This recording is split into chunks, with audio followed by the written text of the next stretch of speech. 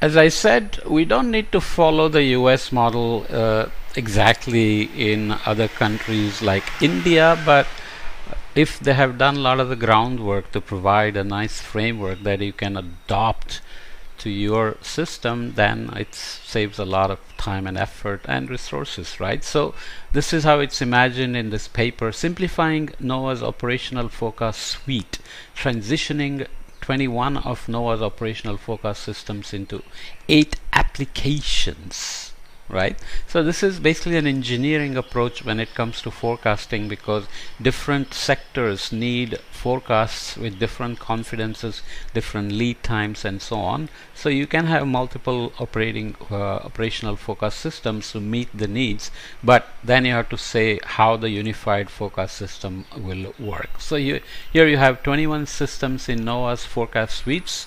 Goes all the way from global weather, waves, and global analysis, so GFS GDAS, down to space weather 2. So there's space weather 1 and space weather 2 in terms of forecast systems. So this is NOAA's weather to climate prediction capability developed over the last 2 decades. Often when you are going along and meeting needs of different demands that are coming either from the government or from the users and societies, you keep developing models to just meet those needs, and soon you will realize that you have a huge number of forecast systems and maybe they are not as optimally combined as they could be. So the transition over time is seen here as community modeling co-development loop, where you are merging these various things. So you have let's say private players, NOAA, and academies playing roles, academia,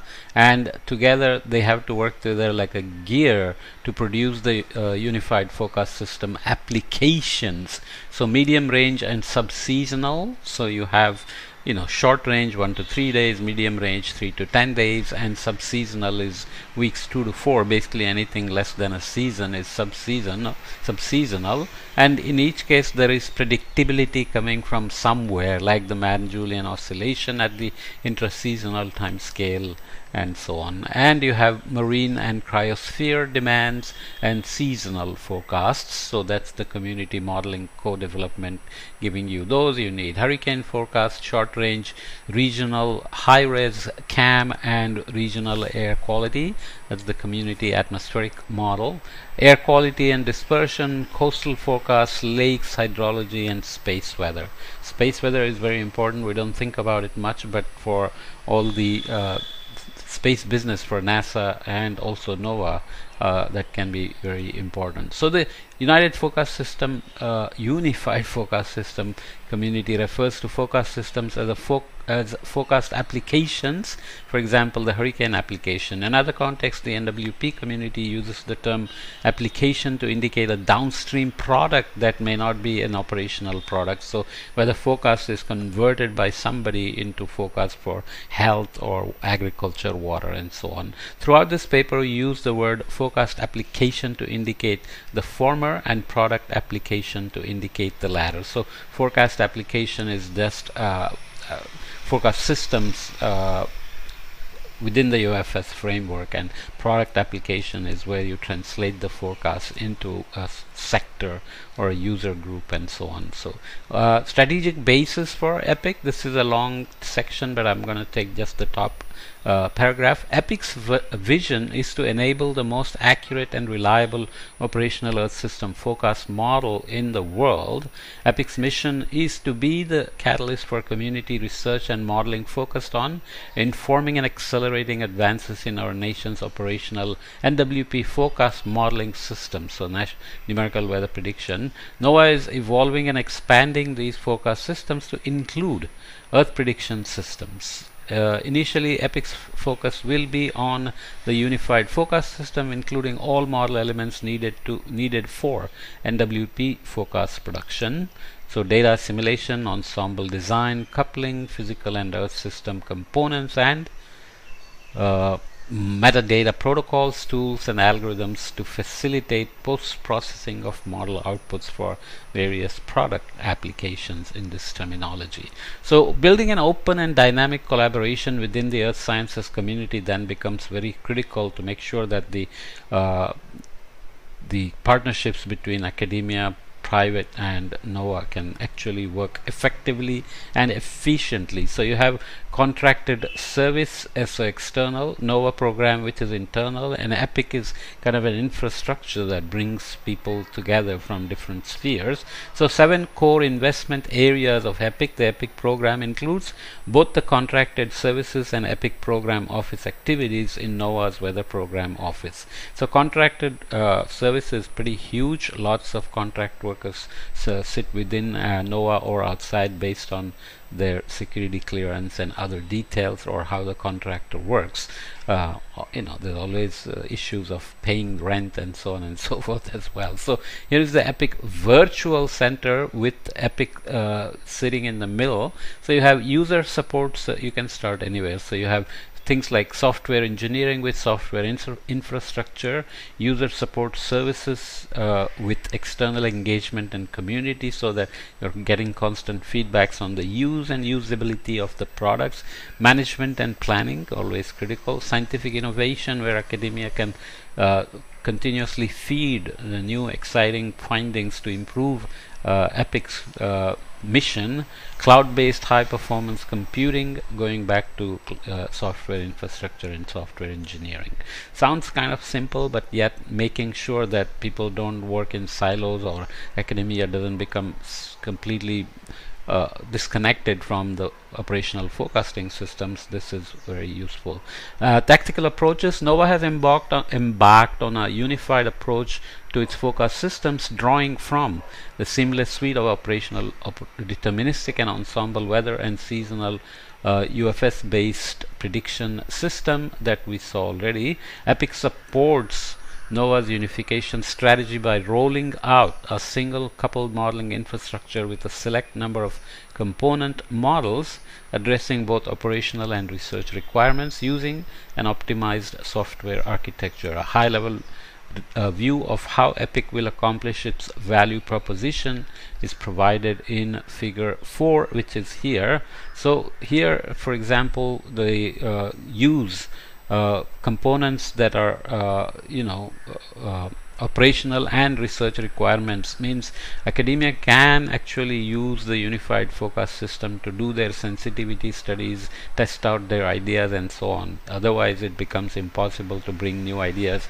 Usually the forecast system is right now frozen and you cannot touch it, and so trying things is difficult. So is there a way to do smart software engineering where people can do sensitivity studies and other test ideas without affecting the actual forecast, operational forecasting in any way? So UFS model and infrastructure ports to cloud service providers, user support and community engagement to accelerate innovation. So you want constant feedback from users saying your drought or heat wave forecast or extreme rainfall forecast, snowfall forecast is not as good as it should be, or whatever else, or this particular product application is doing very well, and so on. So again, just it's what is ongoing and what is future work. So you have short range weather forecasting, which is being morphed into this UFS under EPIC. Medium range weather, so these are systems that existed but now being redesigned within the EPIC framework or UFS framework. Plan scope of work for production and code integration, build cloud-based community modeling infrastructure, build EPIC community portal, and here you are providing continuous community engagement and user support. Okay, so just try to think of these as the components of EPIC and how the partnerships work. So additional assessments to expand the UFS scope beyond weather scale. So this is what is being built, and this is the future need where you would move to cryosphere, coastal and maritime, space weather, atmospheric composition, air quality, which is very important, kills a lot of people, and the productivity loss and so on are very high. Hurricanes, hydrology, subseasonal to seasonal for various sectoral applications that I mentioned already. So this is about continued development of community modeling infrastructure. So you are coming here with the what's going on to feed into future work, and adapt modeling portal as new modeling developments are implemented, so that constantly you are upgrading the system and not waiting for 2 years and seeing what is now able to be operationalized, and so on and so forth. So the scope of science and technology, research to operations, R2O or R2X funnel, indicating the progression of readiness level. So it's like technology readiness level that you may be used to, that goes from basic research, so a readiness level of 1 to 2, to high readiness for operational applications implementation, so that takes you to RL9, across the scope of the technology and the life cycle of the research, with implications for the broader scientific community, the NOAA's mission that it has to stay focused on, and continued research and development aimed at